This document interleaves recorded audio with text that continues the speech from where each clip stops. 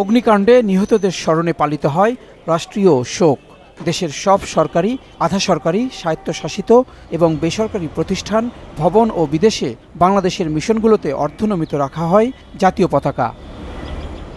নিহতদের আত্মার শান্তি কামনার পাশাপাশি তাদের শোক সন্তপ্ত পরিবারের প্রতি সমবেদনা জানাতে কালো পতাকা দেখা যায় চকবাজারেও।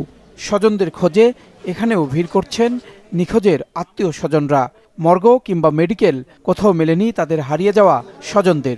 সিসি ক্যামেরা ফুটেজে দেখছি যে আমার ভাই উল্টা দিকে আবার দৌড় দিয়ে চলে গেছে ওইদিকে, কিন্তু আমরা এখনো কোনো সন্ধান পাইতেছি না। আমরা দুই বন্ধু হুন্ডা ছিল, ওই এক বন্ধু লাশ পাইছি আমরা, আমার বাবার এখনো শনাক্ত করতে পারি না।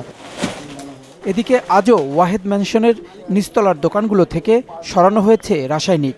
ঘটনার দিন দোকানের এই গলিতেই আশ্রয় নিয়েছিল ২৬ জন, যাদের সবাইকে পরে মৃত অবস্থায় উদ্ধার করা হয়।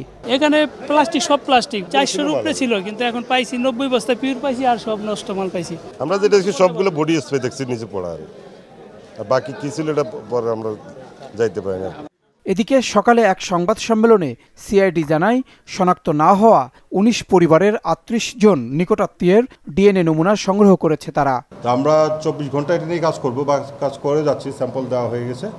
হোপফুলি ৩ সপ্তাহ বা ২১-২২ দিনের মধ্যে আমরা একটা অবস্থায় আসতে পারবো যাতে এটা ডিএনএ রিপোর্টটা আমরা বের করতে পারি।